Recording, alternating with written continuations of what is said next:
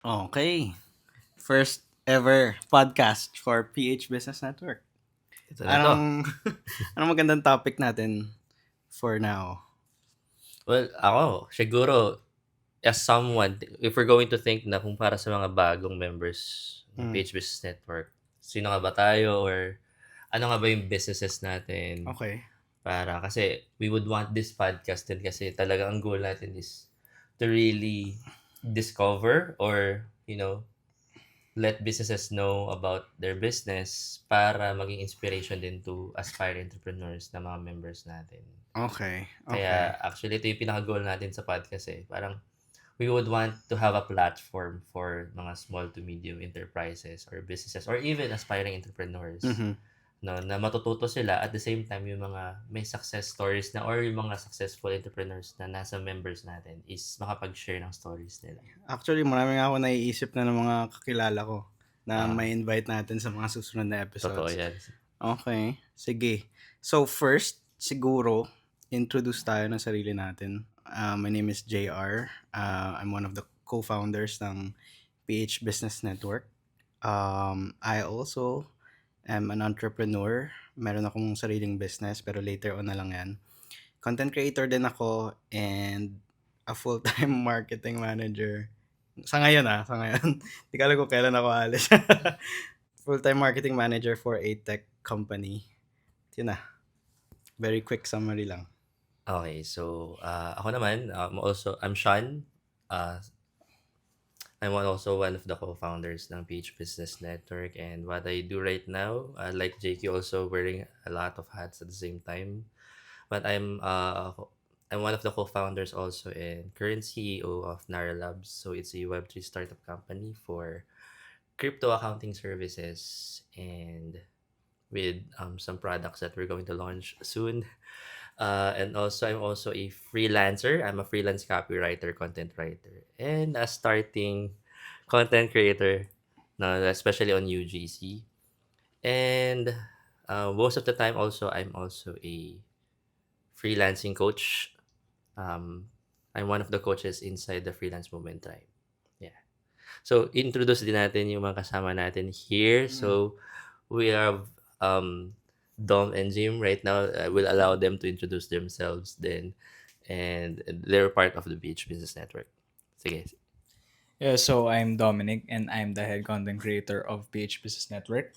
I'm also a content creator on TikTok and I'm also a freelancer wherein I'm a TikTok strategist and short form video editor. And yeah, that's a quick background lang sa akin. Passing the mic on to Jim. Right. Thank you, Dom. I'm actually excited to hear about your businesses, guys, because I'm also one of the members of PH Business Network sa group sa Facebook. So, yeah, I want to learn more about what you're currently doing, how's your business right now. But as for me, I'm aspiring content creator, so kakasimula ko lang.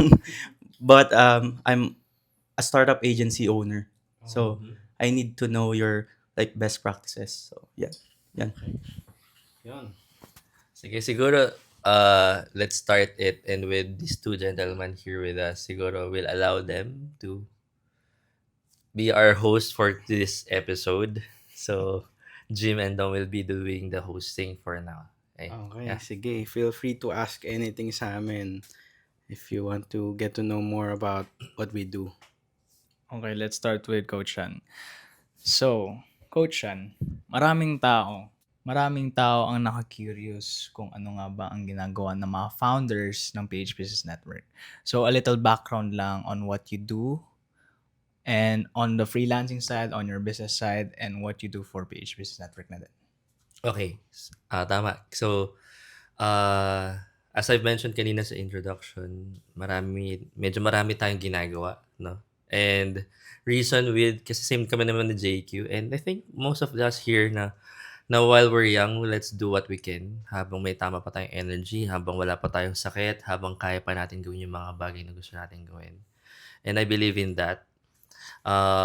So what I do right now, first muna for PH Business Network is I'm currently the director for finance and operations. So definitely we're moving forward to that ano na level of PH Business Network, and as one of the co-founders, then we would want na magkaroon ng structure with regards to organization. Of course, no, all communities, all organizations should be organized.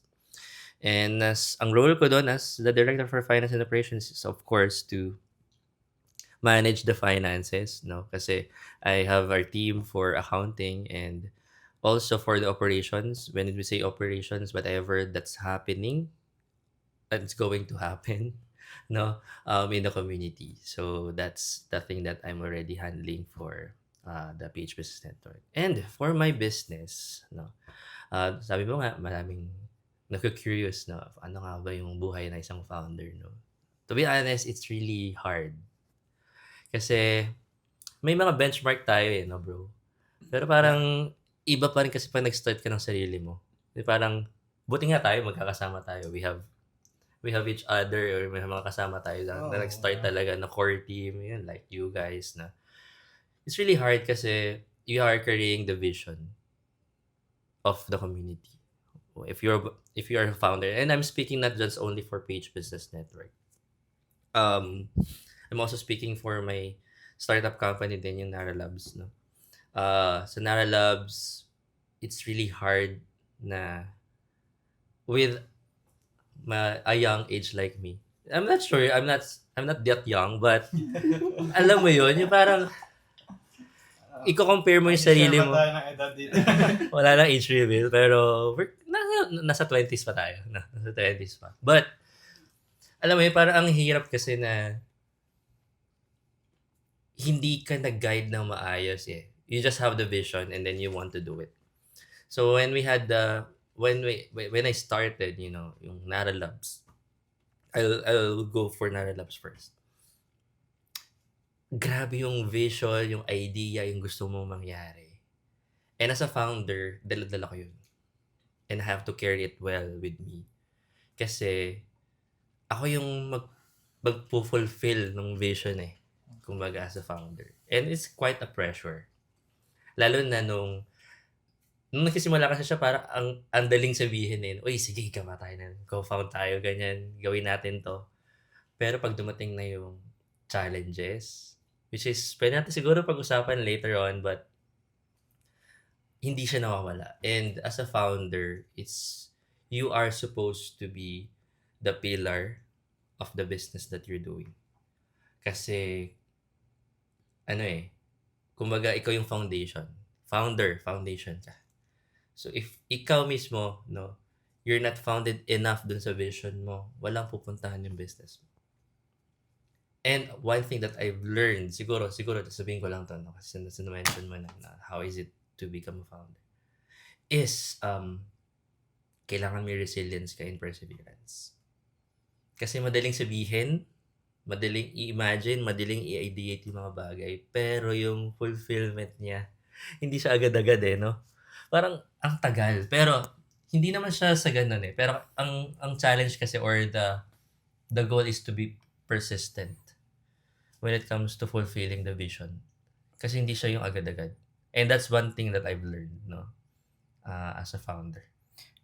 Curious ako. Kasi kahit matagal na tayo magkasama, nagkikita. Yeah. Hindi ko alam ano yung day-to-day mo eh. Kasi Okay. makikita ko minsan bigla kang mag-host ng session dun sa isa pang community. Oh, yeah. Ang dami namang ginagawa nito. Tapos pupunta pa sa mga events. Ako nga, hindi na ako nakakasama, pero ikaw nakakasama ka pa rin. Yeah. Gusto ko malaman, ano yung day-to-day mo? You mentioned, meron kang, yes, parehas tayong nag-co-found with Mhm. PBN. Pero yung sa business, what's Nara Labs? Ano ba yung Nara Labs? Ano yung day-to-day mo with the accounting side? Okay, sige. Thank you. Good question. Kasi ang dami rin naka-curious, to be honest. And actually, ayokong i-reveal, pero dahil dito sa episode na to, I'll say it. No. Una, proper delegation. Very important in marunong kang mag-delegate ng work. So, how are you going to delegate? Well, kailangan may operation system ka na. So, may SOP.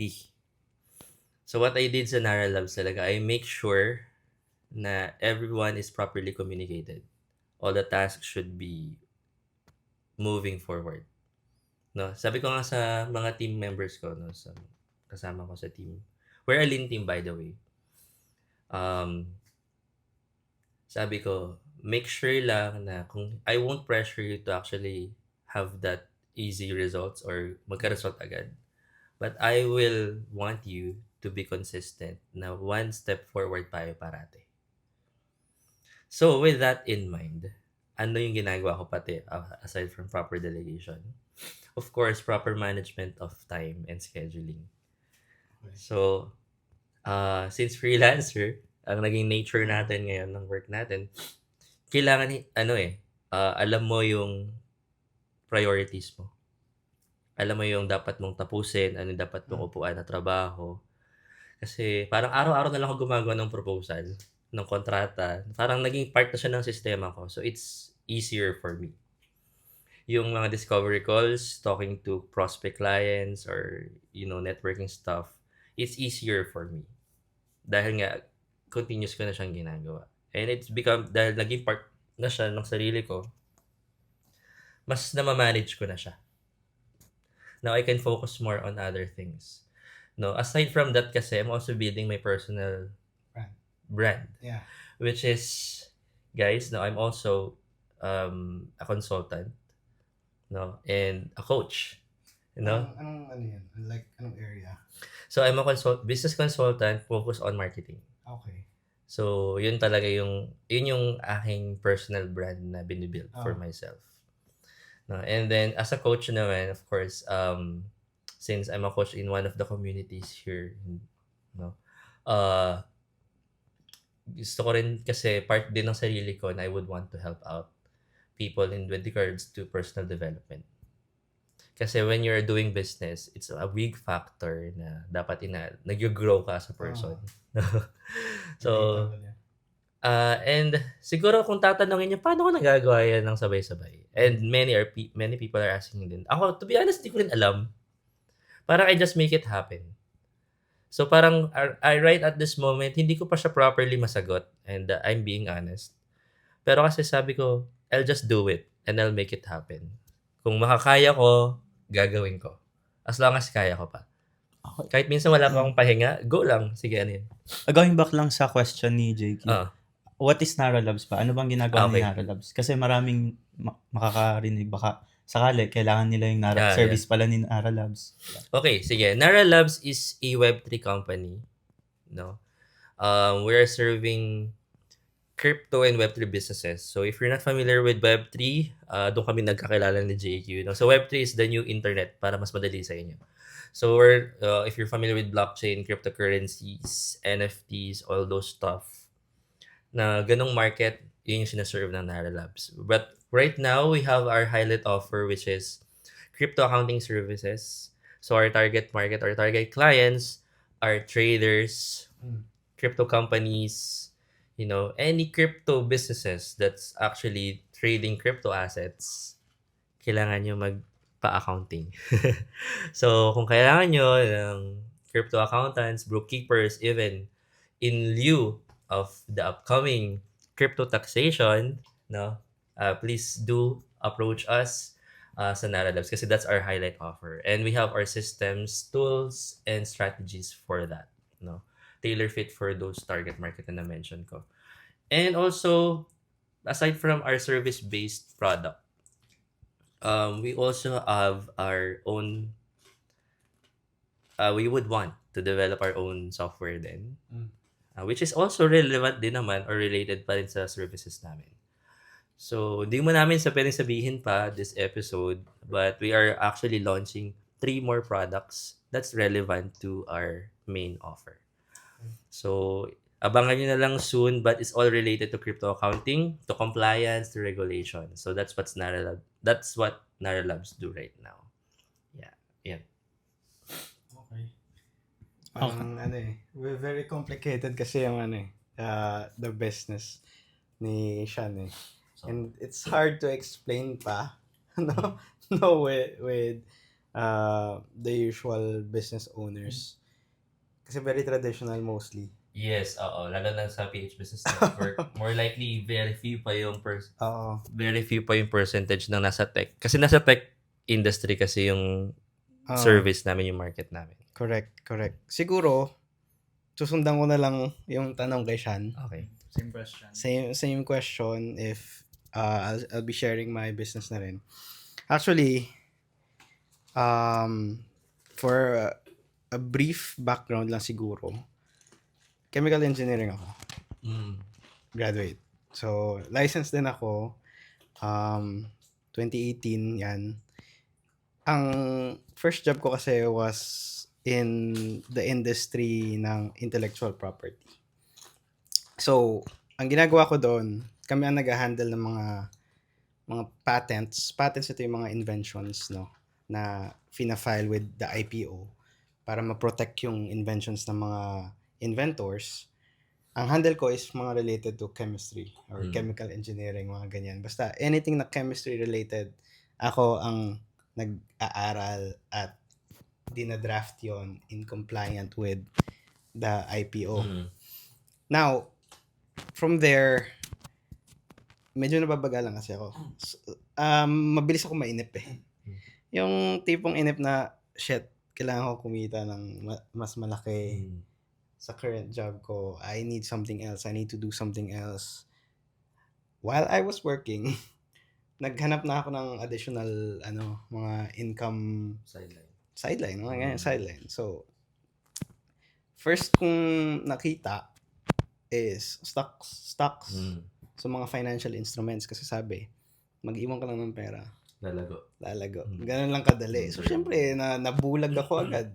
Nagkuha ako ng seminar dun sa Call Financial, if you guys are familiar with Call Financial.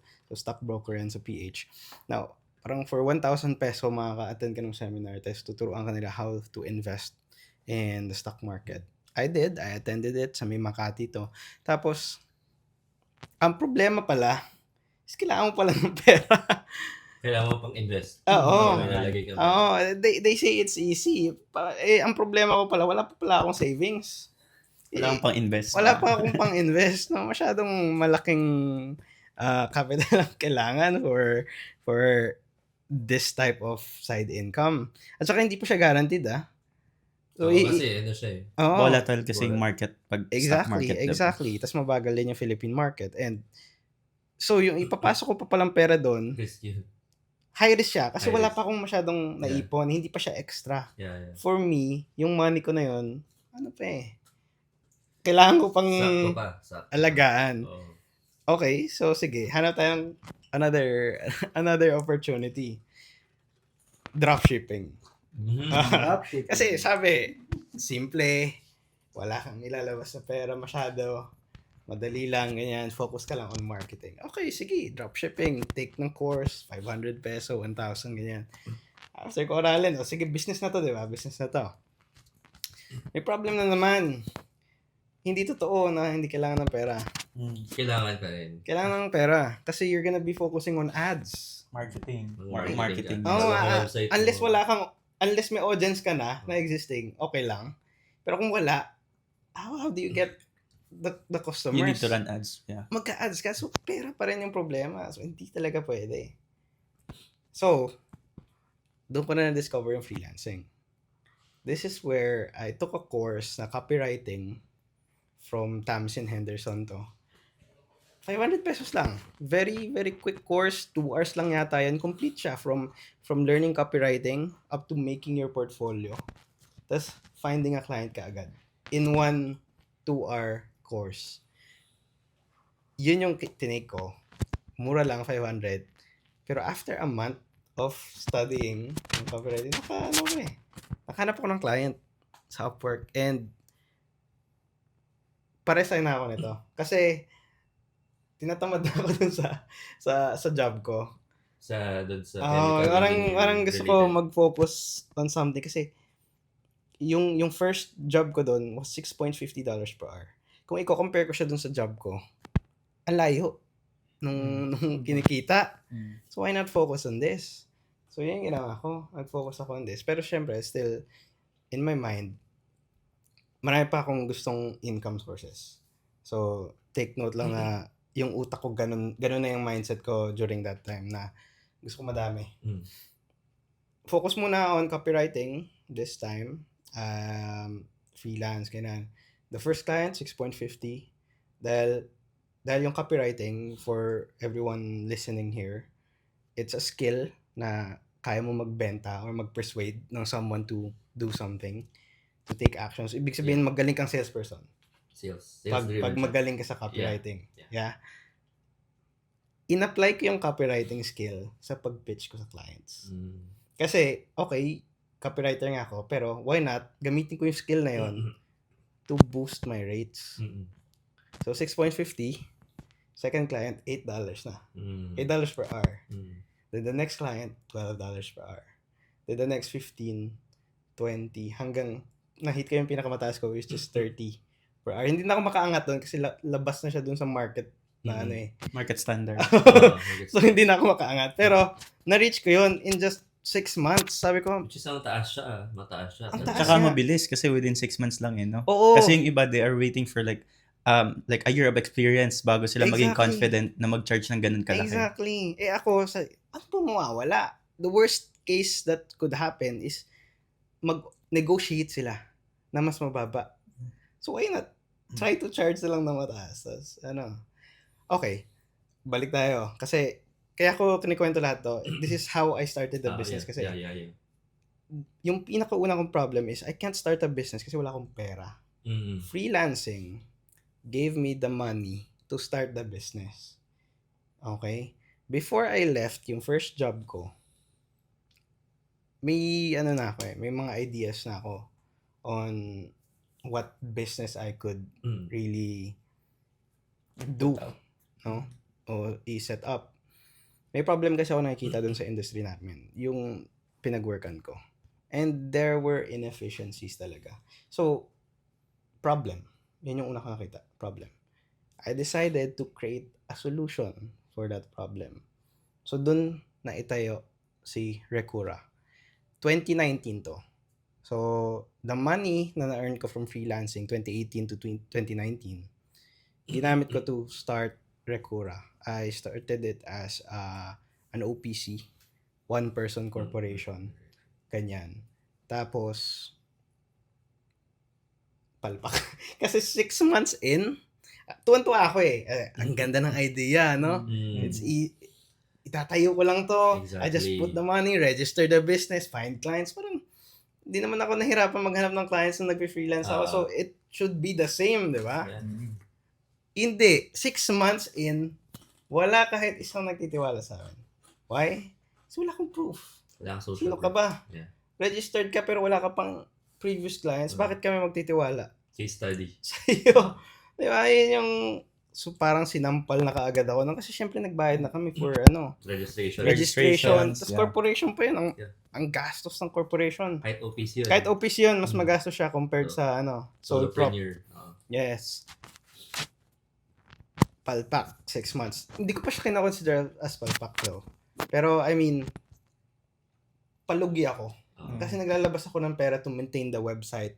Bumili ka ng domain. Inaral ko mag-edit ng website. Registrations, ganyan. I tried to reach out to a lot of people. In-email ko isa-isa lahat ng mga nasa listahan. Walang nagre-reply. Sobrang cold email kasi hindi pa, later on ko lang din na-realize na hindi pa qualified. Yung email mo, parang hindi pa healthy. You need to Kailangan warm up emails before Hindi sending. pala nila nare-receive. Yung mga ganun pang Nagba-bounce back. Nagbabounce or naglaland sa spam. Yan. Ang dami palang mga problema. Dahil ko nanganganak yung problema. Akala ko ang simple-simple lang. I just start the business, find clients. Ang dali lang isipin pag nakapag-isip ka ng idea. Ang Pero daling isipin. with the So, execution, grabe. pero I got my first client kasi this was a local client from Malate to. Parang nakita lang nila yung website and they Organic. reached out to us. Organic. Organic Oh, siya. nice. Organic siya. Tapos we just told them na very new pa lang kami. Pinapunta pa nga kami dun sa office nila to see na tunay kaming mga tao and to verify na may mga Registrations and papers, yan. registrations and may ID kami na engineer nga kami, ganyan. Okay. Talaga tinignan nila lahat. Tapos nakakahiya pa that time kasi dala namin yung OR din. 001. Sila pinakauna. Sino pinakaunang Sila customer? ang pinakaunang customer. So yun yung tinuruan pa kami paano magsulat. Ay, ganito yan. Dito mo isusulat, ilalagay dito yung tin. Tin. Dito, yung authorized na, Yeah. signatory. Sila ba yung nagturo sa akin? Nakakatuwa nga. I can't forget that moment kasi sila talaga yung nag-boost ng confidence kasi someone like them trusted us out of nowhere, di ba? So, pinrove namin yan. Nice. Baka pwede mo shoutout dito. Hindi, baka Okay Name drop na yun. Hindi ako sure. Naka-NDA. Hindi ako sure kung pwede, pero yeah, yun yung first client eh. Kilala niyo na kung sino kayo. Tapos, partnerships na yung sinunod ko. Kasi it's so hard to get yung customers. Continuous clients. So, nag-connect ako with one of the websites, parang listing website siya, parang directory. Tapos nasalpak yung business namin doon. And from there, doon namin nakuha yung mga susunod na client namin which ang contract is 6 digits kaagad. Masashare mo ba yung website na yun? Hindi ko ma-share. Sige. So, secret. Para dun sa mga kalaban. Wala. Sorry. Hindi nyo malalaman. But, ganun siya. Nagpa-list kami. Directory siya. And from there, nakakuha kami ng traffic. For local to? Or International siya. Okay, good. Yun yung first international. Mm-mm. And pag international pala kasi, hindi sila pa isa-isa lang masyado. Multiple products. Multiple services kagad ang ina-avail. So, dun kami natuwa. Kasi from there, nag-landslide na. Kasi So, ibig sabihin, Mm. international siya. You need to study yung process naman sa IPO ng mga international. Hindi. Same lang kasi ang Same. process for Philippines. Kasi ang what I mean by international, kasi international standard siya. Okay. papasok sa Philippines. Magpo-file sila sa Philippines. Oh, okay. Gets. So same lang. Nag-iiba lang yung client. So yan. Yun. Ang business pala namin nga is IP again, intellectual property. We register patents, trademarks, copyrights, industrial design sa IPO. Tapos we help business owners na ma-protect yung kanilang mga IP para hindi siya manakaw. That's basically the business that we have. And yun din yung tinry ko gawa ng solusyon. Kasi in our industry, I see a lot of problems sa kunwari education when it comes to understanding the processes. Tapos, very complex siya. Yun yung tinatry kong i-solve. Now, that's the business side of things. Nag-freelance, nagbe-business, but then, pandemic happened. Doon pumasok yung content creation kasi na-COVID ako eh. Wala akong magawa. Nasa room ako, isolated. I only have my PC. Nagdodota ako para pampalipas ng ang pangit-pangit ng kain ko kasi walang lasa. Curious nga ako paano ka nagsimula mag-content. Yeah. Sige, Hindi ito ko na pa yan. alam. Ito na yan. Kasi I consider content creation as a business din eh. Oh, So, tama rin na ma-discuss na rin dito. Going back, 'di ba? Naging interested ako sa investing, stocks. Kasama na rin doon yung crypto crypto. actually. So, na-discover ko na rin yung crypto. Kumikita ako sa business, kumikita ako sa freelancing. Now, it's the time to invest ng mga sobra, ng mga extra. Pero naghanap ako ng resources. Where can I learn about these things? Nung pandemic, ang konti na nag-create ng content around it. Na Filipino. okay. Marami sa ibang bansa. Pero Filipino creators, very few. And no one discussed it in a way na understandable. Ang sa akin kasi, if you want to learn something, you teach it. Ituro mo. Kasi ikaw Mas mismo. madali matuto. Totoo yan. Mas madali matuto wag nagtuturo ka. Yeah. So, tinuro ko siya dun sa videos. That was my first video. And explain ko yata yung blockchain in Tagalog. In 2 minutes. In Tagalog, in 2 minutes. Tapos, parang 10,000 views kaagad siya. Kaya natuwa ako sa TikTok. Tapos, nag-spiral na lang from there. Hindi ako nag-overthink. no? Ang gamit ko lang phone doon was a very old Android phone. 30 FPS. Bagal. Sobrang lag. Tapos hindi pa super quality ng video. Ang pangit na ng itsura ko.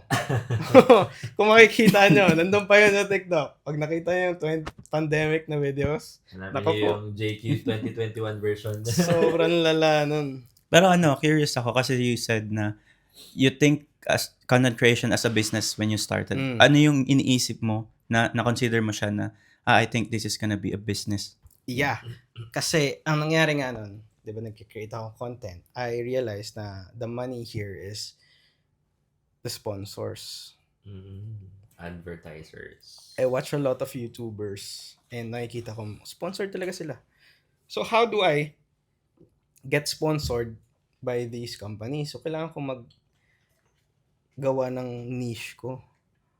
Saan ba ako papasok? At sino yung mga gusto kong mag-sponsor sa akin? I want na mag-sponsor sa akin crypto companies, Mga tech. financial companies, tech companies. Yan ang mga gusto kong sponsors ko. So, I have to discuss those things. Tsaka mga businesses. Any other business. Yan. Yun ang napili ko na ngayong area of focus. The more I discuss about these things, very passionate kasi ako mag-share din ng mga insights ko. The more na nakikita nila ako as an expert sa area, then, doon ko na naisip na, okay, this could be a business na nga talaga. Kailangan ko siya I-monetize. i-monetize, i-brand. I-brand yung sarili ko, charge them para ma-feature sila sa mga videos. Tapos yun na, that's the entire business. It's very simple nga lang eh. Actually, you build your audience. Hindi siya simple actually. Simple lang yung process of finding the client, sharing your rates. Simple yun. Ang mahirap yung building the audience eh. Pero yung sa business side, madali siya. Kasi maniningil ka lang, okay, one video, ganito ang presyo. Yun na yung business side dun. Madali. Ang mahirap is yung establishing it as a brand na talagang babayaran nila. Ma-build mo yung brand mo. Yun ang mahirap. Yun ang mahirap. Pero the business side is easy. Comment lang. Okay, so right now, gano'n na karami yung followers mo right now? And anong platform yung pinag-focusan mo? Actually, 3 platforms yung ginamit ko talaga before. 4. YouTube, Twitter, TikTok, and Facebook. Twitter, hirap na hirap ako. Sobra. Although na pataas ko talaga yung following ko dito. Napa-viral na rin ako ng mga content on Twitter. Ang hirap nilang You're doing i-monetize. video din sa Twitter? Hindi. Threads. Threads. Yeah. Threads, yeah. Kaso ang hirap. Sabi ko, paano ko ito ma-monetize? Parang hindi ito yung tamang avenue Platform ko. for you. Saka yung mga tao doon kasi woke na eh. Iba din. Ibang rin. market. Yung So, bitaw na tayo sa Oo. Twitter. Napagod na Iba ako. na. Oo. YouTube, pwede. Actually, kumikita ako sa YouTube eh. Monetize ka na. Monetize ako kasi nag 12k subscribers ako in okay. 2 months. 1 to 2 months lang. Tapos 1,000 lang na subs. Monetize ka na, di ba? And then 10,000 hours watch time. 10,000 hours watch time. I mean, na-figure out ako sa algo ng YouTube kaya ako naka-hit ng mabilis. The problem with YouTube is sobrang time consuming niya. Sa ginagawa ko right now, hindi ko siya maisingit. Long form kasi. Long form content siya. May editing ka pa. For a whole day, 6 to 8 hours ako para lang mag-produce ng isang video. Nakain na. Kasi syempre, i-overthink mo pa yun yung video mo na gagawin sa YouTube, diba? Exactly. So, sumakay lang ako sa mga trending na crypto topics dyan. Tapos, doon talaga pinaka nag-boom ako on YouTube. Pero TikTok was the best for me. Doon ka talaga nag-boom eh. TikTok talaga ang pinaka although hindi siya na-monetize like YouTube na per view, ganyan. TikTok kasi is meron kang equal opportunity to build an audience. Tsaka mas easier to actually make content. Mas easier to make a content. Very So, organic. ang na-build ko naman on TikTok is 200, I think now nasa 230,000 followers na siya. Then sa Facebook, mag-80,000. Wow. So, nire-repost ko lang naman yung TikTok videos ko sa Facebook. For cross-posting. Tapos gumagana lang din naman. Pero TikTok talaga ang pinaka bread and butter for content. Okay. So parang from what I've heard from you is it really helps talaga when you're starting a business that you have an end goal in mind. Tama, Yes. 'di ba? Exactly. Kailangan may end goal talaga. Pag wala kang end goal, I mean, Saan ka pupunta? saan ka pupunta? Maliligaw ka. Wala kang pupuntahan. Kung saan, ano. So sa lahat ng content platforms na yon, mula nung nagsisimula ka ng content creation hanggang ngayon, how much do you think have you earned? Kahit figures or such, para naman may mga idea sila, mga range ganun, sa lahat ng platforms Feeling ko mo. naman hindi pa malaki sa content. Hindi pa malaki. Pero it's in the 6 figures naman. Kasi I charge 5 figures per video eh. Hindi ko nang maano which brands, but monthly I aim 2 to 3 brands talaga. 2 to 3 brand deals. Yan ang aim ko. At least 2 to 3 brand deals. O kaya 2 lang. Para Yes, lang, eh. may extra. Oo. Kasi papasok ko lahat sa investments. Ganun ko yung ginagawa eh. Yun lang yung target ko with content. So, wala pa naman sa 7. Wala pa naman sa 7. Pero hopefully mag 7. Hindi pa kasi ako nakakapag-charge ng malaki sa TikTok eh. Oo. Pero so far kasi kilala ka na eh. At nakapag-build ka May na audience na siya, Oo, may. nakapag-build ka na ng traction. Actually, if you're I learned this from someone nung nagja-jogging lang ako recently kasi may kasabay akong mag-jogging din ng entrepreneur. If you want to start a business daw, there are 2 ways. You build the product, pa-triangle siya product. Kasi mag-build ka ng audience afterwards. Or you can do the reverse. Audience mo na to towards Mag-build the ka na product. ng audience, build a community around it, find a problem within that community, then provide that product or service. Mas madali daw magbenta. Sige, siguro, since natapos naman yung share ni John doon, balikan ko lang din. Maganda yung point na nag-storyline ka eh. So, quick lang. Ayoko nang sabihin yung akin kasi sobrang haba na din. Napaghahalata niya edad din. Pero hindi. Kasi nag-corporate din ako. So, ang dami ko rin tinry kasi I'm working in the medical field before. Napakalayo, no? Tapos, although I'm already working in marketing department pa din. But, ang utak ko ay nasa pharmaceuticals. So, puro gamot, no? Pharmacy. Pharmacology, ganyan. So, we're actually marketing pharmaceutical products. And I've worked there for years, no? And marami mo natutunan kasi I'm in the marketing eh. No? Mga strategies in the marketing. Tapos, share ko lang quick paano ko nag-shift where I am right now. So, after that, pandemic hit din. Yun din yung parang malaking din doon, factor. So, naghanap ako ng mga opportunities na sideline din. Hindi ko pa nakilala ang freelancing nun. Nag-ano muna ako, insurance, financial advisor. No? Financial. Yes. The usual. The usual. Naghanap ng sideline. Yeah. Yun, financial advisor. So, nag-financial advisor ako. Na-awardan pa ako ng master in training. Oh, wow. Nabigyan pa ako ng badge. Kasi sanay na ako mag-sales eh. Sanay na ako mag-marketing. So, basic na sa akin yan. So, mga script na yan. So, na-try ko yung insurance. Parang it's not for me. But at least I tried. Kasi gano'n naman yung mentality ko noon. I was like 22 years old, 23 years old. Sabi ko, I'll try na whatever I can para at least malaman ko kung it's for me or not. So after that, sabi ko, okay, it's not for me. Kahit pa may award ako doon, wala akong pakalam doon. Kasi sabi ko, ang hirap mag-hard sell ng insurance. To be honest, di ko siya cup of tea. Okay. May mga kilala kong kaibigan ko talaga na sobrang gagaling at mga milyonaryo na ngayon sa insurance. Pero it's not for me. So sabi ko, sige, next. Eto, pumasok ako sa front row. I'm not sure kung kilala niyo yan or familiar ka sa front MLM. row. MLM. Yeah. So it's a multi-level marketing scheme. May pyramiding, no? So, I mean, I started there, no? Power. So, kung familiar kayo doon, guys, no? Nag-front row ako.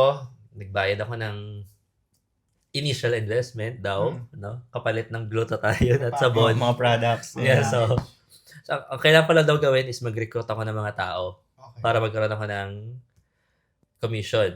So kamusta? hindi para sa akin. Okay. Sobrang hirap and I feel guilty na parang feeling ko nang i-scam ako ng tao. Kasi parang I have to recruit and recruit. To the point na parang naging desperate, which is not my branding. I don't want to be desperate for me to have money. Okay. So I want my money na it comes to me, not I'm that desperate ako. Oo.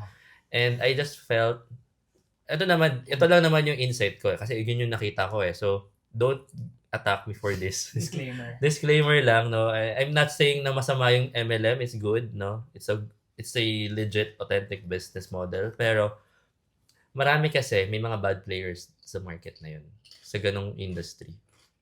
Mag-show off ng maraming pera sa social media, ng sports car nila, tag dito kung ano-ano mga ifiniflex na hindi naman totoo.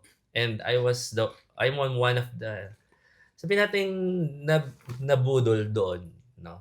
Kasi young as I am right that time, gusto maraming, sino mo naman ayaw ng sports car, sino mo naman ang ayaw ng pera, di ba? But when I was trying to actually do the job na doon sa sideline, ang hirap. Ang hirap talaga. Parang hindi ko kayang mag-post sa social media ko. Ito pa, kasi may pinangangalagaan pa akong reputation dahil seminaryan ako before. No, nag-aral ako sa seminary. So parang ang weird na, ano tama to, nagbebenta ng glutathione tapos ang mahal-mahal ng glutathione. So sabi ko, it's not for me. At least I tried. So may investment pa rin doon. Next, pandemic pa din. Actually, yung MLM is before pandemic. So parang 2019 yan. During the pandemic naman, mayroon akong friend na kasama ko rin dati sa corporate job. Nagsa-sideline siya. Naging millionaire siya in 3 months sa real estate. Real estate. So, nag-real estate ka. So, real estate Property agent ka. consultant din ako ng real estate. Talagang ng lahat ng sales, sabi na ito. Sinubukan ko talaga as in, no? Sabi ko, sige, go tayo dyan. So, pandemic nun naglilibot-libot ako. Kasi naka-work from home ako eh. No? So, naka-on ko lang ako. Naglilibot-libot ako sa lahat ng mga condominiums na pwede kong i-pre-sell at ibenta. So, para magpa-accredit ako sa property consultant. So, may mga inquiries. Nag-run din ako ng ads ko. Gumawa ako ng Facebook page ko. Pero, wala akong na-convert. Puro inquiries, puro check lang nung property. Lilibre po minsan yung nagche-check ng property para Abono ka pa. abono pa ako, no? Sayang sa gas, no? Kasi ako pa minsan sasunduin ko pa yung yung sasamahan mo doon sa property. So sabi ko, ang hirap naman nito. Sabi ko, it's not for me. Ayun. So medyo na ako na hindi naman ako nawawala ng loob kasi bata pa eh. Sabi ko, marami pa tayong pwedeng gawin. Sige, alamin natin yun. And then the time came na na-discover ko yung freelancing. No, yung isang community, yun. Which is kami lahat magkakasama rin doon sa community na yun, no. I discovered that. Tapos sinabi nung kasama ko, na kaibigan ko din na nauna sa akin doon. Uy, ito bagong business. Ko alam, baka na naman yan. Ganito. Sales na naman. Oo nga, sabi ko, bago pala yon, disclaimer lang, kaya medyo maingat na ako kasi nga sa dami ng pinasukan ko, na-scam pa ako. Saan? Na-scam ako sa isang investment scheme naman. Anong klaseng investment? Agriculture. I'm not sure kung naabutan nyo naman masama. Agriculture. Yung mga kapa. Okay. Alam ko yung kapa na yan. Yung kapa na yan. Sikat yan. Tapos, Nasa, na yan, parang balita sister company ng Kapa, which is yung Organico, baka naman. No, yung Organico is agriculture. Bibili ka ng baboy. Oo, tapos lalago. Sila Tapos daw pag lumaki Sila na, magpapalaki ibibenta. ng baboy. Tapos babalik Kikita sa'yo ka. yung sales. 63% yung promised. Grabe, laki. Sobrang laki. As in, super laki. Nakabulag. Sobrang nakakabulag. And I tried that for 4 months straight. Super ROI ako. Tapos, after 4 months, nagpasok na ako ng malaking pera. To the point na nangutang pa ako sa tatay ko. So, ibig mo sabihin, talagang in-encourage ka pa nila? Yes. Okay. Tapos, ang dami pang binigay sa akin na, uy, pag ginawa mo to, Minsan Mas malaki pa, oo. nagpasa Ito pa ang masakit. Ito pa ang masakit kasi dahil nga nag-earn ako doon na yung mga circle of friends ko nainganyo din. So, may nadamay So, pa. nag-invest sila sa akin kasi parang ako yung nag-pool ng funds. Mm. Sila nag-invest sa akin. Mm. So, marami sila nag-invest sa akin. So, ako yung nakapangalan. Nalala ko pa yung June din yung nangyari. June, dapat magpe-payout ako. Malaking pera. Anong year to? 2018. Yeah, 2018 yun. Nalala ko yun. Abang na ako. Super excited ako i-check out kasi may dashboard kami. Pumatok yung balita sa harapan ko mismo habang nakaabang ako. Ni-raid yung office nila. Mismo nung organico sa Cebu. Sa harap ko talaga, right in my friend, pipindutin ko na lang yung check-out, yung withdraw ko na yung pera. Ililipat ko sa bank account ko. Sa harap ko, nire-raid na, pinasarado na, inutos na ni Duterte, ganyan. Sabi ko, shucks, maya-maya, nag-shutdown yung app. Yeah. Wala na. Yun na. So, goodbye. 6 digits lang naman yan, pero malaking pera. Pero May nakakahiya doon, nangutang ako sa tatay ko. May mga friends ako. Sabi nila sa'yo? Paano yung mga Siyempre, hindi reaction natin nila? maiwasan na mukhang ako yung scammer. Kasi sa akin sila nag-invest. Pero pinintindi ko naman sa kanila, ito yung balita, ito yung nangyari. Sabi ko, again, hindi naman ako nang inganyo sa inyo mag-invest. Kayo naman lumapit sa akin to actually invest your money. Pero is one of my painful moments pa rin. Kasi ang dami kong friends noon na hindi na naging okay because of that. And part of the process pa rin talaga siya. Kaya medyo aloof ako sa mga investments na talagang maingat na ako. Kaya yun, yung nalaman ko yung freelancing na eto, yung sa community na yun, ang hook pati noon, nung na-discover ko yung freelancing, 6 digits daw. Work from home. Sabi ko, shock! Sabi ko, totoo ba yan? Samantalang napapakaalipin ako sa kumpanya ko. No? Ng ilang taon. Tapos, Hindi pa 6 digit yun. hindi pa 6 digits. Never pa umabot ng 6 digits yun. No? Tapos ang trabaho ko, minsan umabot na ako ng 16 hours a day sa trabaho ko. Pero bayani lang, thank you, ganon. Tapos, ito, yung nabasa ko pang story na sharing ng isang case study. 4 hours lang siya nag-work. Nakabili siya ng bahay, ng kotse, ng freelancing. Sabi ko, shucks, anong ginagawa nito? Totoo ba to? Parang, feeling ko, budol na naman to. Investment scam na naman to eh. na naman eh. Tapos nung sabi ko, sige, tinry ko. Nanood lang ako nung parang webinar nila na yun. Service pala siya. So, you have to actually make skills ka dapat to actually earn money. So, sabi ko, it makes sense. Pero sabi ko, mag-charge ka ng for graphic design for something like that na mag-edit, video ka ng edit, tapos babayaran ka ng $1,000. Parang, totoo ba to? Parang imposible. Para kasi makakawa ka ng ganyang sahod sa corporate job, kailangan nasa 10 years above ka na. 2018. 2018. Ito 2020 na to. Nung na-discover ko yung kasagsagan ng pandemic. Kasi nga stress na ako nun sa corpo ko nun. So sabi ko, it makes sense. Sabi ko, pwede pala to. Sabi ko, parang feeling ko ito na yung calling ko. No, kasi meron nga mag-video editing kasi nag-multimedia ako. Ayun pala yung course ko before sa communication. Wait, multimedia ka. Tapos Nag-med o pharmacy. Pharmacy. Ang layo, di ba? Grabe yung jump. So, ang dami napaka-holistic ng journey natin, no? Pero yun, so napadpad ako ng freelancing. And then, yun, katulad mo din, copywriting din yung ko. Good. Ganda, di ba? Yeah, copywriting. So, nagka-client ako noon na email marketing for e-com. Sabi ko, parang, yung kinita ko, parang, yung ginawa ko yung trabaho na parang 1 linggo lang. Pero, yung sahod ko is Pang isang buwan, no? 2 buwan pa nung nung full-time ko. Pwede. Kasi hindi pa ako nag-resign agad nung 2020. May full-time pa rin ako. Tapos nag-try lang ako mag-sideline, tapos inaaral ko yung freelancing. Tapos nag-podcast production din ako kasi nga mahilig na lang sa mga ganun, nasa creative side din. No? Edit ng video, edit ng mga audio. Lumalagpas na yung times 2, nagka-times 2 na times 3 na yung kinikita ko more than my full-time job. Sabi ko, parang ito na yung gusto ko. No? Pero dahil nga meron akong benefits sa corpo, naghihintay pa ako ng nasa comfort zone pa ako, parang sige. And not until 2022 na I decided na mag full-time freelancing na. Kasi sabi ko, medyo sustainable na ako. Mas mataas na yung kinikita ko more than my full-time. Para mas makapag-focus pa ako on more clients. Makahanap pa ako ng more clients, more income. Na nasa bahay lang, at the same time, hawak ko oras ko. So, yun yung malaking factor. Which is, I think, mga business owners there, kaya kayo nag-business kasi ayaw nyo ng boss. Sabihin nyo yan. Ako na nasa corporate ako, ang boss ko parang nasa 10. Alam mo yun, I'm reporting to different bosses every day. Ang hirap nun.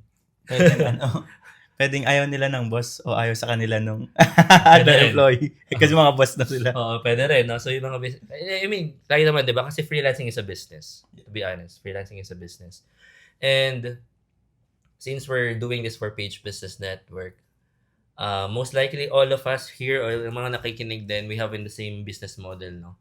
Na we choose this part to become a business owner or dahil parang you feel you would want to go to an entrepreneurship journey, no?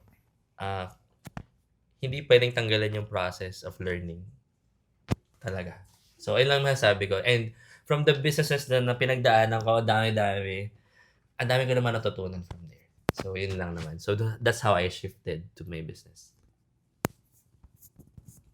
So, having said that, na-introduce na natin yung mga businesses nyo, yung journeys nyo, and grabe yung mga pinagdaanan nyo. So, since based sa mga experiences nyo, what is the single most thing na pinaka-importante for you to be able to start and for you to be able to grow your businesses? Actually, madali lang mag-start. Starting is the easiest. Yung pinaka-friction mo lang when starting is yung fear eh. Masyado ko nag-overthink. My advice is to just do it. Kung papansin mo yung story namin ni Sean and ako, sumubok talaga kami. So, hindi na namin pinag-isipan, okay, dropshipping yan. Sige, try. Munti Okay. ka na mag-dropshipping. Hindi, actually nakapagtayo ako ng store. Nabayaran ko na lahat ng websites and domains. May partner na ako Nag-ads ka na. na supplier. Wala pala akong pera for ads. Pero hindi naman ako nag-overthink eh. Hindi ko na in-overthink na I have to have ganitong pera.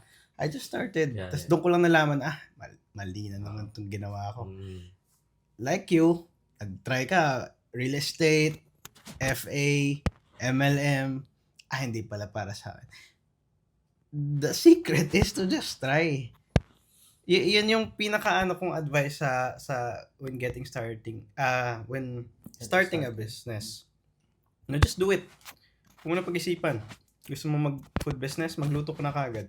Kasi benta mo sa mga kakilala mo, kapitbahay. Gawan mo ng picture, gawa ka ng TikTok, post mo na kagad. Just do it. Yeah. Tapos saka mo lang marirealize, parang di pala para sa akin to. Or, The other way around. the other way around. Gusto ko to. Gusto ko siya i-improve. Gusto ko siya palakihin. So, dun na papasok yung growth eh, na I saw that dun sa yung business namin sa 2019 kasi di ba may nagtiwala sa amin. I saw the vision, I saw the growth potential. Nagkaroon ng clarity. If I stop dun sa 6th month na wala pa rin kaming client, if I stop, hindi sana natuloy. Diba? Hindi sana kami umabot dun sa first na magtitiwala. Exactly. Diba? Tapos nag-grow na lang kasi I still had the vision. I still, going back, dun sa pinaka-advice ko, just do it. Don't be afraid. Don't overthink. Gawin mo na kaagad. Pag nag-overthink ka, walang mangyayari talaga. So you need trial and error talaga when starting a business. At saka ang maganda diyan when you're doing trial and error is you become wiser kapag ka nandun ka na sa next trial mo. Exactly. Kailangan mo kasi madapa. Kailangan mo madapa ng sobrang daming beses. Mas marami pa ata yung kay Sean. Sobra. So, Na-scam pa.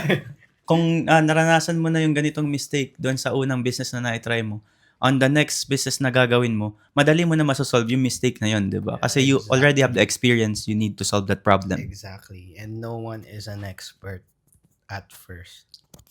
Tandaan niyo yun. Even the expert doesn't consider themselves as expert. Exactly. So, yun. Ikaw ba, Sean? Meron ka bang ibang...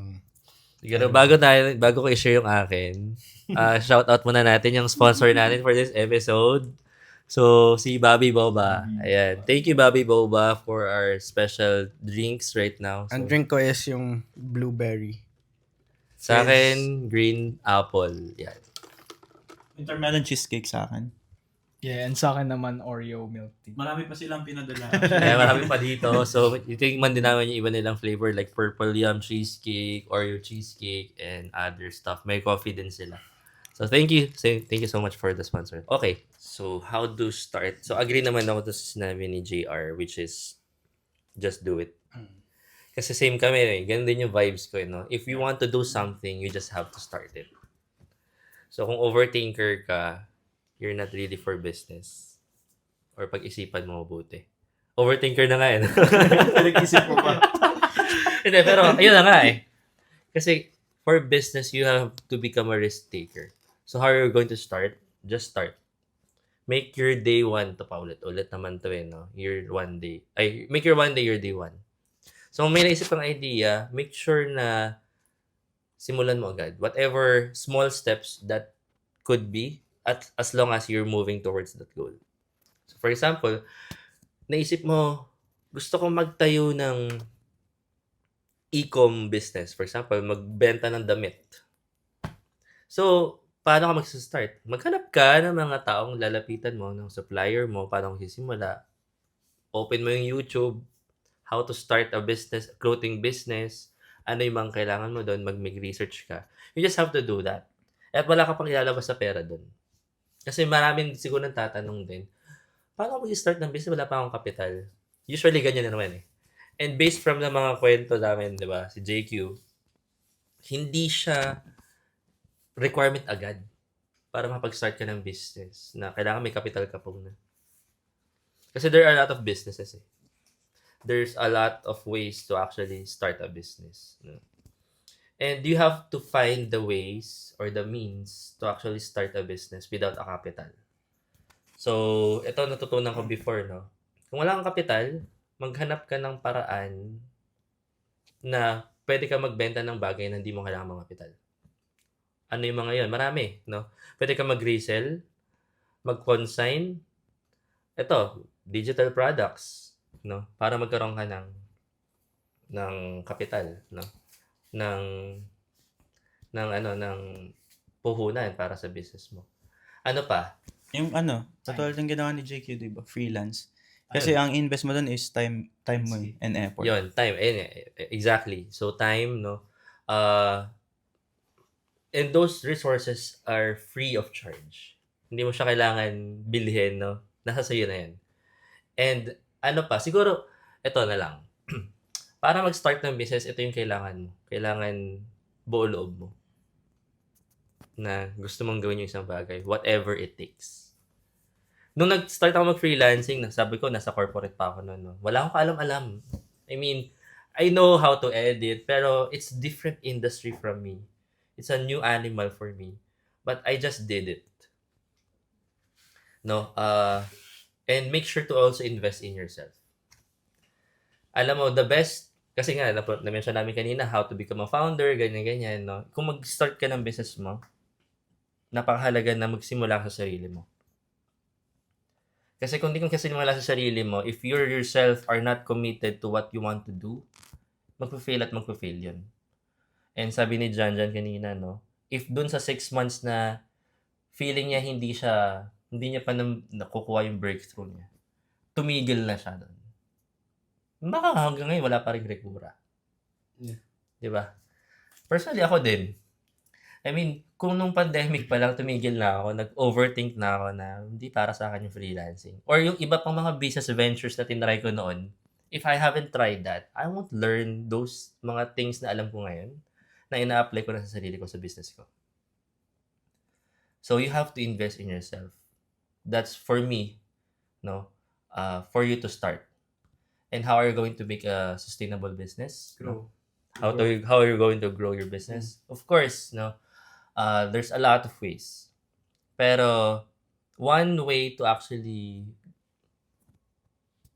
make your business grow is to be consistent in doing the right thing to do. That is necessary for the business. Ano yung mga bagay na yun? Marketing. So, kailangan, nagmo-marketing ka. No? Inaalagaan mo yung operations mo, employees mo. Everything that's necessary for the business, kailangan consistent yan. Hindi mo pababayaan. No? Even HR, human resources, relationships mo sa mga members mo, sa mga tao mo, kasama yan. No? Sa mga clients mo, kailangan consistent yan. And one thing na na-realize ko rin to lately lang daw, if your business is not growing, sinabi ko rin to sa loob, na-share ko rin to sa loob ng group, you are bound to die. Kasi the sustainability lies on the growth of the business. Hindi maintenance. No? Maintenance is a myth, sabi nga ni Alex Hormozy. If you think na you are maintaining your business well, then you're wrong. You have to grow. You have to grow your numbers. No? Ito, lately lang may nag-consult sa akin na business owner. No? They are earning 7 digits monthly. And then, yun ay ceiling nila. Threshold na nila yun. And masaya sila. Pero kasi kinanong ko sa kanila, sa tingin niyo ba maging sustainable kayo for the next 3 years with that kind of threshold? Hindi nila nasagot. Why? Kasi it's possible na yung threshold na yun bumaba na. Kasi they're not doing anything anymore to actually increase that number. So sa business, for you to grow it, kailangan at least small steps, no? Ito, with medyo data na tayo, no? Data-driven. At least 1 to 5% of your sales is increasing monthly. Para masabi mo nag-grow business. Kasi if not, then, yun nga, maintain nyo lang, no? Na-maintain nyo lang. You're not really growing your business well. So, yun yung akin. Ayun. Okay. Yan, ang ganda ng mga na-share na insights ni Coach Chan at ni Tama, JQ tama. on how to start and how to grow your business, no? So, before we end this pilot episode ng podcast, I just want to, di ba? Nabanggit mo, JQ, kanina na when starting a business, you need to find a problem in a specific market. And then, you need to find a solution that will help that market to solve the problem. So, with that having said, na-curious lang ako, ano yung nakita mong problem sa business landscape dito sa PH? Why you started PBN Community? Okay. Actually, initially, I got the idea kasi I was the one experiencing the problem. I wanted to start a lot of businesses aside sa sarili kong business. Pero it's so hard for me to find the right people para na kailangan ko. So, halimbawa, I wanted to start a food business. Saan ako maghanap ng suppliers for coffee, for food, for whatever, yung packaging, ganyan. Saan ako maghanap? Pupunta pa ako sa mga Facebook groups. Individual yun, magkakahiwalay. Groups for food, groups for packaging, groups, lahat kalat-kalat. Or mostly hindi nga available online. Mostly You hindi have to pa go there available. personally. Oo. Tapos, etong mga business owners na to, hindi rin naman naggagawa ng mga Facebook pages tsaka mga websites. Totoo. At kung meron man, hindi Kung, active. kung meron man hindi pa active, wala ring sumasagot. Wala man. That's the problem dito sa Philippines. No one likes building their digital presence. Siguro majority of the small businesses hindi talaga nagbe-build ng digital presence. So there's a problem. It's so hard to connect with people. Sabi ko, ano ba yung best way to connect the business owners? Ganap din ako ng mga groups. There are groups for businesses. pero it seems lacking. It's lacking quality. May mga groups nga, but they're not discussing business topics. They're not connecting with each other. Anong nangyayari? They're all selling. Kanya-kanyang benta. Promotions. Kanya-kanyang promote. Wala na tuloy nagbabasa kasi they're just all promoting their own products and services.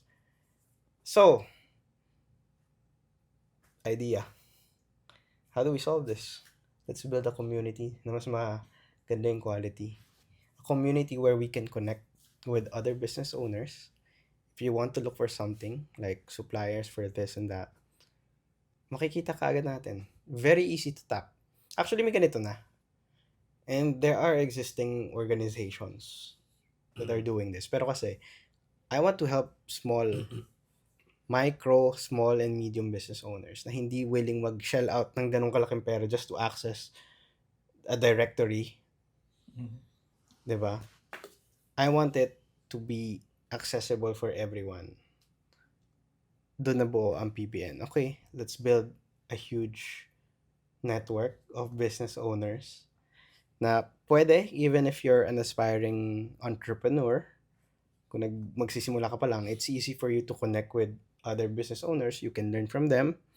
You can buy your supplies from them. You can even ask them if they want to partner with you. Ganon. Yun yung pinaka Actually, we started it, yung idea nga lang natin is just a build a community whether it will grow or not eh. Hindi Yes. talaga on a scale lang ngayon. We're like 50,000 Ah. members na, 'di ba? Na we're not thinking na aabot sa ganung point eh. Kasi parang gusto na namin, sige, try natin kasi at least yung mga hahanapin nating tao, pwede nating mahanap na within the group. Exactly. Tsaka yung support, I think that's one of the things din na nakita namin why we have built efficiently yung group at nag-grow siya. Yung support within the community. Kasi ngayon, as mentioned by JR, yung ibang groups, puro promotions na. And nawala, na-devalue na siya, na-diminish na yung real purpose niya. Wherein in PBN, in PH Business Network, talagang engaging questions talaga, real-life questions of people who are actually seeking for support or even vice versa, providing support naman. No? And bihira makakita ng ganong community. I remember very clearly nung first PBN Breakfast Club natin. May nag-share doon, hindi ko na alam kung sino. Nakalimutan ko lang kung sino siya. But sabi niya, she was so grateful when we were able to establish the PBH Business Network. Sabi nga niya, you don't know how much I'm thankful, sabi niya. Kasi parang it's so rare to have a community na free, free membership. Wala tayong hinihinging pera na para maka-join ng community, no? Na may like-minded individuals na hindi ka matatakot na baka bentahan lang ako nito or magpo-promote lang to sa akin kaya ako tinutulungan, no? Na may legit and authentic support. So, I think yun. Okay, clarification lang for those who are not yet members of PBN community, no? Ano ba yung PBN Breakfast Club? Okay. So, sagutin ko na lang din. So, PBN Breakfast Club is one of our mini events inside. At saka pinakauna rin naming event talaga na ginawa. Yes. So, it's a community meet-up wherein we gather for breakfast. No? So, pwede mo i-promote? Ay, hindi pa. Matatapos na yun eh. No? Gusto ko lang ipakita sana yung picture. Pero sige, go Yeah. So, PBN Breakfast Club is more like an serial entrepreneurs then, more like ganon, no? But it's in a more personal level wherein we gather entrepreneurs or even aspiring entrepreneurs in a breakfast meal to introduce themselves, to pitch their business, and to find network, to really build network. So, yun yung PBN. So, every breakfast show. So, we are doing that like once in a month. Siguro to add on to that, ang pinaka-purpose lang talaga niya is to connect. One of the problems that business owners are facing is wala silang malapitan. Yes. They're alone. Hindi nila makausap family nila kasi for sure, most of the time, hindi nga sila pabor with them doing business. Their friends, hindi rin makarelate kasi Totoo. lahat nasa korpo. So, sinong Hindi rin siya makakausap? yung conventional way here in the Philippines eh. Di ba sa atin, pag pinis namin, nagtatrabaho ako ng tunay, kailangan nasa 8 to 5 job ka. Exactly. I Exactly. remember na nung nag-start ako mag-freelance or mag-business, no? Wala kang totoong trabaho. Mm. Ganun yung mga tanong eh. Anong ginagawa ko? Exactly. Trabaho to eh. So, sinong kasama natin? That's why we established that meetup. Para lang, we get to know people. Yun lang naman talaga. Wala namang ibang agenda. Yun ang pinakapunot dulo nun. Siguro yung mga pinapagawa lang namin is just to break the ice, no? Pero, it's just a way to connect with like-minded individuals para you don't feel lonely. Yeah, I agree kasi starting a business really is a lonely journey kasi ang dami mong kailangang iwan when you're starting a business, and it's really nice to have this kind of community where you are surrounded with like-minded people na maiintindihan yung problema mo, kung saan ka nanggagaling, kung paano mo masasolve yung ganitong problema mo sa business mo. Exactly. Hindi yung papalpak ka, tapos sasabihin, kasi Yan, business ka ng business. ka pa tuloy. No. Dito, Ay, pumalpak ka. na-experience ko yan. Okay, so how do we solve the next problem? Okay, yeah. Diba? I learned something from your failure, Pwede nating, yan. Baka pwede pa nga kitang tulungan. It's different eh. Thank you for your failure. Gusto mo pa eh. Gusto ko pang yung gusto pa kinikwento, ito eh. kinikwento mo sa akin yan eh. Kasi I'm also learning from you. Yeah. Kasi nagkakaintindihan. That's the culture that we want to build dito sa PBN. Final, walang MLM pala dito. Okay. Final hindi kami Para clear. para clear, hindi kami against sa MLM. Yeah. Pero kasi they have their own communities and I suggest they just stick na muna doon. We want PBN to be structured more sa mga traditional businesses and not business models na may mga recruitment na mga ganyan. Okay. Yun lang. Just to add. Just to make things clear. Okay, sige. Last question na. So, yeah, since ito nga, para kanino ba ang PBN? And then, paano sumali sa PBN? At how can I best utilize PBN kapag nag-join ako ng PBN community? Para kanino ang PBN? Para sa lahat ng gusto mag-business. Okay. Whether you already have a business or you're planning to start a business, sasali ka lang sa PBN. Now, ano yung next question? How to join PBN How do community? you join PBN? Just go to Facebook, find PH Business Network. Actually, hindi ko alam paano namin yung link dyan. Pero for those just listening, no, PH Business Network, may mga spaces yan. Find it. Just join the group. I-accept namin yung pag nag-join ka. Tapos, ano pa ba? How can you best utilize PBN community kapag nag-join ka na? Pagkasali mo, huwag kang mahiya. Kasi kailangan makapal ang mukha nating lahat ng negosyante dito. Makapal mukha, kailangan natin magtanong. We have to really step out of our comfort zone. So if you don't know anything dun sa area na gusto mong malaman, feel free to ask. Kung may mang bash sa'yo sa comments, sisipain ka agad namin yan. Kasi we're Sumbong nyo sa amin. we're building a healthy culture na talaga we are not afraid to ask questions with other entrepreneurs. Yun. Yung kapal ng mukha na sinasabi ni JQ, yung magtanong yung hindi nahihiya. Pero wag yung makapal na mukha na ang kapal ng mukha mag-promote. Wag yung ganung kapal na mukha. Wag yung gano'n Okay, so finally, just to add with what to expect sa PH Business Network pag nag-join kayo is two things, no, siguro. So, but aside from sa mga na-mention ni JR, is one, make sure na maging asset kayo ng community. When we say asset is, you make sure na mag-engage kayo. Be actively participate in discussions. We would want that. Kasi we can only help you as much, or the community can help you as much as long as you are willing to be helped. So, paano kayo matutulungan kung di namin alam yung problema nyo, kung di nyo pinupost yung gusto nyo itanong, hindi nyo itatanong yung gusto nyo malaman, you cannot be helped, no? So, make sure na maging proactive. Number 2 is maging engaging din kayo. So, kung nakatanggap kayo, it's also good na nakatanggap ka ng or may nalalaman kayong knowledge, no, about something na tanong sa grupo. Make sure na sumagot naman kayo. And we encourage everyone to really support kasi community to, no, na hindi lang kayo, although magsarap naman tumatanggap ng mga information lang, no, or lalo ng mga lurker lang, no. But it's good na, sabi nga ni Jake, kailangan makapal ang mukha mo eh.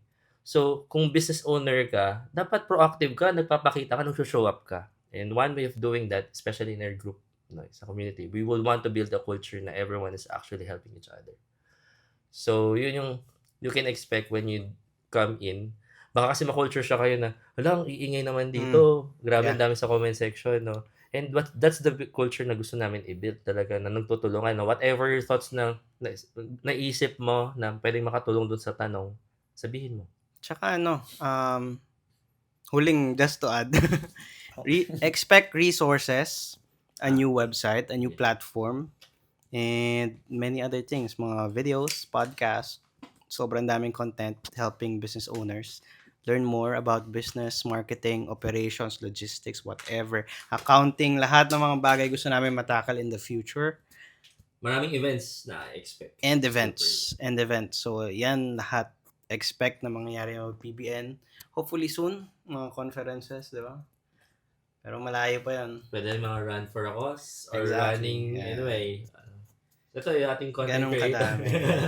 na So- mag-head, no? So yeah, thank you so much for listening to the pilot episode. And hopefully, see you guys sa next episodes. Yes. So, yun din. Thank you for listening. And kung kayo naman mga business owners, you want to share your story like us, no? Or meron kayong something inspiring na sa tingin nyo makikinabang din yung community, please do approach si Dom, no? Siya yung mag-head ng ating content creation, yung ating podcast team, para ma-interview namin kayo. So we'll check kung talagang okay ba sila, no? So Yeah. basically we quality check pa rin kami, by the way, guys. So para lang for expectation, we're not going to pa rin naman, EQQA pa rin namin siya. So definitely we would want the best for the communities, for the community interest pa rin. Okay. Yan guys. So, see you guys sa next episode. Bye. Dom. Bye.